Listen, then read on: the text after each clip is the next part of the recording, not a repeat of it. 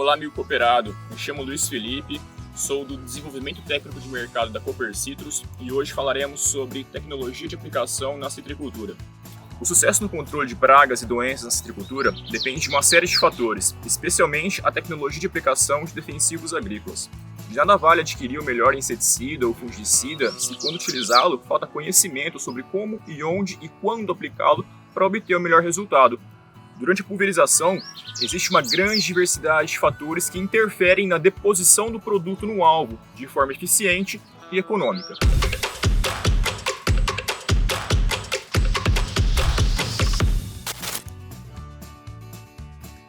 Regulagem e calibragem, você sabe a diferença? Regulagem consiste em ajustar os componentes do trator e pulverizador às características da cultura e produtos que serão utilizados. Exemplo, colocação do eixo do cardan e corrente, rotação de trabalho na tomada de força, manutenção da bomba, velocidade de trabalho, limpeza dos filtros do pulverizador, escolha das pontas de pulverização e agitação de cauda. Falando de calibragem, manômetro, regulador de pressão e volume de caudas por planta. Colocação do eixo cardan e corrente. Com o pulverizador acoplado ao trator, instale a corrente de segurança, verifique o estado de peças do eixo cardan e jamais opere sem a capa de cardan. Rotação de trabalho na tomada de potência do trator, TDP. A rotação adequada de trabalho é de 540 RPM na TDP. Ela está diretamente ligada à velocidade e ar gerado pela turbina. Variação de vazão, efetiva da bomba, agitação mecânica e hidráulica da cauda de pulverização. A aferição da rotação na TDP do trator é recomendada sempre que possível por meio da utilização de um tacômetro. Manutenção da bomba. Essa é a bomba do pulverizador. Através do eixo cardan, ela recebe a energia gerada pelo motor do trator e transmite para as demais componentes do pulverizador. Com isso dela, há necessidade de verificação dos componentes como completar o nível de óleo e verificar se há entrada de água no reservatório de óleo. Falaremos agora sobre a velocidade do deslocamento. A escolha da velocidade de trabalho adequada também é fundamental para o sucesso da pulverização. Alvos localizados mais internamente na planta são mais difíceis de atingir, portanto, requerem velocidade de trabalho menor. Assim como os alvos localizados no exterior da copa são mais fáceis de atingir, permitindo trabalhar com velocidades mais altas. Na sequência, vamos exemplificar como medir a velocidade de trabalho em km por hora. Primeiro, abasteça o tanque com metade da capacidade somente com água. Segundo, marque 50 metros no terreno a ser tratado. Terceiro, selecione a marcha que proporcione a velocidade adequada na área a ser tratada. Quarto, anote o tempo gasto na marcha e rotação necessárias para o trator percorrer 50 metros. Inicie o movimento do trator no mínimo 5 metros antes do ponto inicial e 5 metros após o ponto final marcado. Quinto, anote o tempo gasto. Exemplo, 50 metros em 30 segundos. Sexto, divida a distância pelo tempo. 50 metros dividido por 30 segundos, igual 1,66 metros por segundo. Sétimo, multiplique o resultado por 3,6 para converter em quilômetros por hora. Exemplo, 1,66 vezes 3,6 igual 6 km por hora. Limpeza dos filtros. Outro componente da regulagem é a limpeza dos filtros. Aqui no caso temos dois tipos de filtro, o filtro de linha e o filtro da bomba.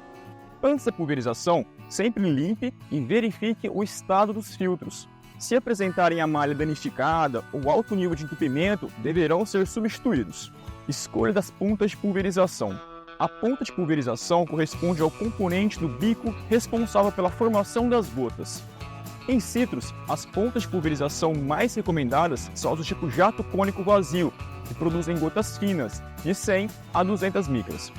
O tamanho de gota mais adequado em citros está em torno de 150, pois gotas com diâmetro inferior a 100 ficam suscetíveis à evaporação e deriva. São gotas que não atingem o alvo e são facilmente levadas pelo vento. Já gotas superiores a 200 micras têm menor penetração em copas de plantas. A agitação da cauda. Outro ponto a ser observado na regulagem são os agitadores de cauda, que podem ser mecânico ou hidráulico. Aqui no caso, temos um agitador mecânico. Sempre antes da pulverização, verifique o funcionamento deles para garantir a homogeneidade dos produtos na calda. Finalizamos os principais componentes da regulagem. Falaremos agora sobre a calibragem. Manômetros regulador de pressão. A pressão de trabalho regula a vazão de calda no bico de pulverização. Ela pode ser medida por meio de manômetro. A faixa de pressão mais adequada para citros é de 100 a 200 PSI. Em citros, os manômetros mais adequados são os que apresentam a escala de 0 a 300 ou de 0 a 500 PSI de pressão. Vale lembrar que se trata de um equipamento frágil e requer cuidados na aplicação. Já o regulador de pressão, como o próprio nome diz, regula a pressão de trabalho e vazão dos bicos. Importante verificar a necessidade de manutenção nesse equipamento, especialmente a mola e o diafragma. Volume de calda. O volume de calda por planta é determinado de acordo com a localização do alvo na planta. Note que nos alvos mais externos da planta requer menor volume de calda e alvos mais internos, maior volume de calda. Em citros, o volume por planta é referenciado em ml por metro cúbico de copa. Condições climáticas antes da aplicação. Antes da pulverização, é fundamental verificar as condições ambientais no momento da aplicação, principalmente temperatura, umidade relativa do ar e velocidade do vento. Aqui no caso, temos um termo-higro-anemômetro. Ele é utilizado para a avaliação da temperatura, umidade relativa do ar e velocidade do vento. Avaliação da qualidade da pulverização. Vamos agora avaliar a qualidade da pulverização. Cada alvo a ser controlado, ele predomina em um determinado setor da planta. Por exemplo, o ácaro da leprose, ele ocorre com maior frequência no interior da copa e o psilídeo no exterior da copa. Portanto, para avaliar a qualidade de pulverização, é necessário verificar se a calda está atingindo o local adequado com uma área mínima de cobertura. O papel hidrossensível ele é utilizado na avaliação da qualidade de pulverização. Nele, as regiões atingidas pela calda tornam-se azuis, permitindo avaliar a área de cobertura do produto no alvo. Eles devem ser posicionados em diferentes pontos da planta, representando os possíveis alvos da pulverização. Aqui no exemplo, posicionamos os papéis no ponteiro e no meio da planta, na entrada e saída da planta. Simularemos agora uma pulverização para ácaro da leprose. A velocidade de trabalho será de 2 km por hora, a pressão de trabalho de 160 PSI e o volume de calda de 160 ml por metro cúbico de copa.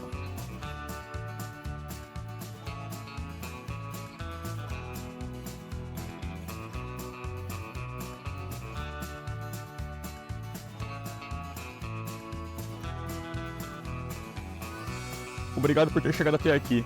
Qualquer dúvida, consulte a filial da Copercitros mais próxima de você.